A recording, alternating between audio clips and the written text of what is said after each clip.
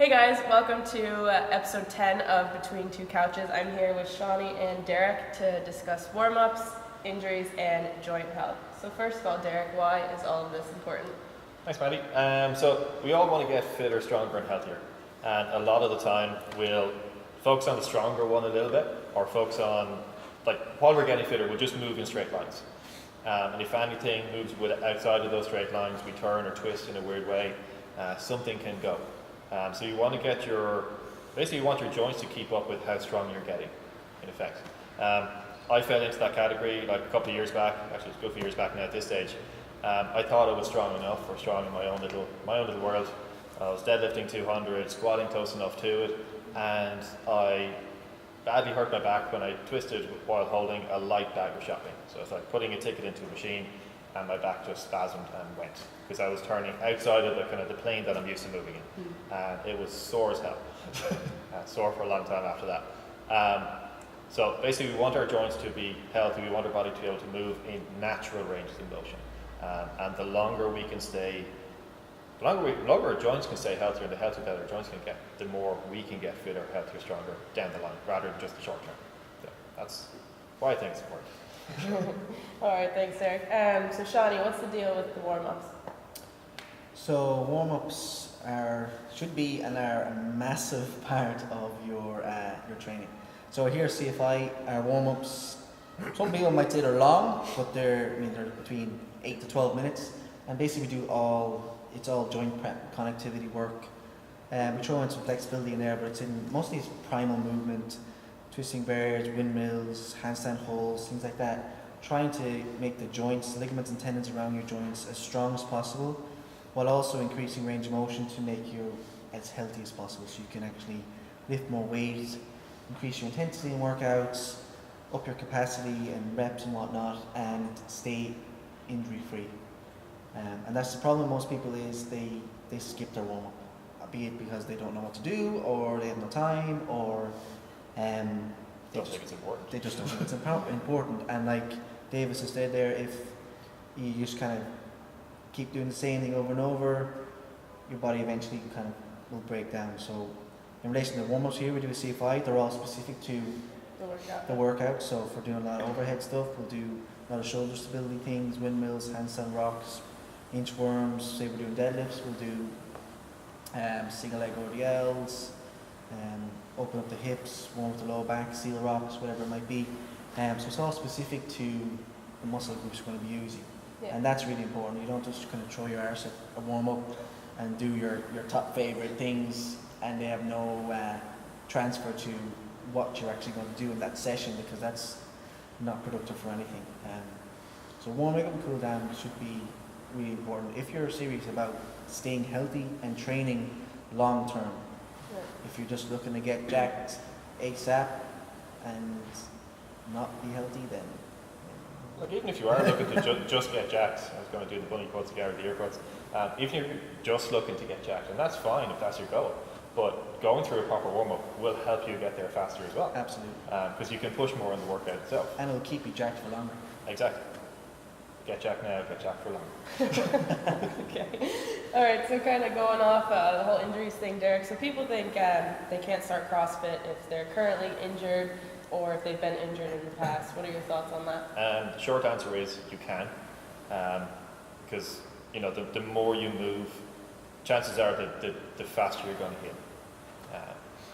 Like, I'll use myself as an example again. Movements will get my lower back in a better position. I'm now lifting more. So like, that was my goal more back in the day, less so now, but I'm actually lifting more now than I would have been at the time. So my back is a lot stronger, my core is a lot stronger, I'm moving in better ways. Yeah. I'm not perfect by any means.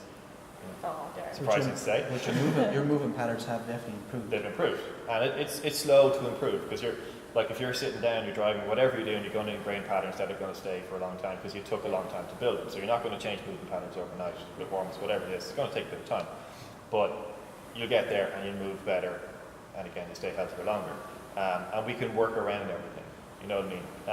But movement's going to get blood to the area that's injured, you're going to put it in a better position, and it's going to get stronger, so it's going to stay healthier from there. Movement is medicine, right? Yep, definitely. Awesome. All right, and then Shawnee, what's the difference between a niggle and an injury? So some people, they finish a workout and they feel like they're a bit sore or something, and then what's the difference between that and actually feeling like severe injury kind of thing, and then what do you do with both of those? Yeah, so I mean, so say for example, we'll talk about the low back because it's kind of topic of today's podcast, but say you do a deadlift workout, whatever, and your low back or your mid back is super fatigued and like it's blown up, as most people would say, and it's just muscle fatigue and DOMS, and people that are not kind of used to training, I suppose, or they're relatively new to it, or they have this persona that, oh, you can't lift weights because you'll break your back. They might feel the day after, whatever, their back is still somewhat, it's still fatigued, muscular, it's like a dull, achy pain, but it improves with some movement, some mobility. That's nothing to kind of worry about. You shouldn't be lying in bed on your back for 3 days because you think your back is broken. And that can go for anywhere in the body. If you get your quads, your glutes, wherever it is, shoulders, if you take a dull pain that's kind of like gets better as you go along the day and you move around, you get your movement going and it eases off, that's just muscle soreness and muscle fatigue. If you have a sharp shooting pain that causes that in the joints, if it's in the joints, you never ignore it, so in your knees or your hips or whatever, or it's sharp shooting pain, can take your breath away, and it's kind of persistent, then that's something that you should probably address with a physical therapist or whatever. It could be strained ligament or tendon or partial tear or whatever. It depends on what you've done. But they're the kind of ways to distinguish. If it's a dull kind of pain that gets better with movement and then mobility, maybe an Epsom salt bath or whatever, that's just muscle soreness and you're not dying. Okay? You just kind of got to move a little bit and get going again.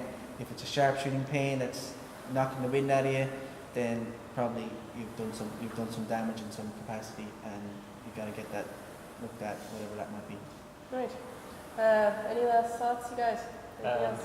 Just quick one, like the more you train, like somebody starting out training, especially CrossFit, like a lot of new movements, muscle soreness will feel like the worst thing in the world, or can feel like the worst thing in the world. Like you could think you're dying, especially if you're walking upstairs or downstairs. So the more you train, the more you get used to it. This is just muscle soreness. It's going to ease up. And again, movement is the best medicine, even for muscle soreness. Like come in, move around, go for a walk, whatever it is. But as Shawnee said, like if pain in the joints, don't ignore it. But we can work around it. We can train. You can train with an injury as long as you focus on safe movement, avoid hurting. That's the main thing. And train around it. Train what you can train, and again, the movement will help too. Injury to recover. Just to expand on that, like you say, you can train around injuries. Yeah. Like that, Very much so. If you've got someone that has their knees or they can't take the volume of their knees for squatting, whatever, they can still come in and do a good session on the core, or upper body, push pull, and they're still like moving that needle towards their goals or whatever it is, fitness, health and happiness. While focusing on fixing the thing that's wrong. And then they can still do some mobility or some rehab on the area that's injured. When people get injured, they tend to kind of just put themselves in bed for 2 weeks and hope that miraculously everything is healed overnight. Do you know what I mean? Yeah. And I'm afraid that doesn't always work. Sometimes you need rest, and sometimes you need to be proactive about it and actually do some movement or do some soft tissue or get in the gym and do something else just to mentally give your own mind a bit of a check and say, well, I can still train. I don't have to stay at home and do nothing and feel like I'm gaining 2 stone every day. Rest what needs resting, and then train the rest. Yeah, exactly. Train the rest of your body, because your body's got loads of different things going on. Awesome. It's a technical term. Okay. On that note, thanks Derek, thanks Sean. This was episode 10. If you guys want to hear us talk about anything, let us know. Give the video a like, and thank you for listening. Thanks guys.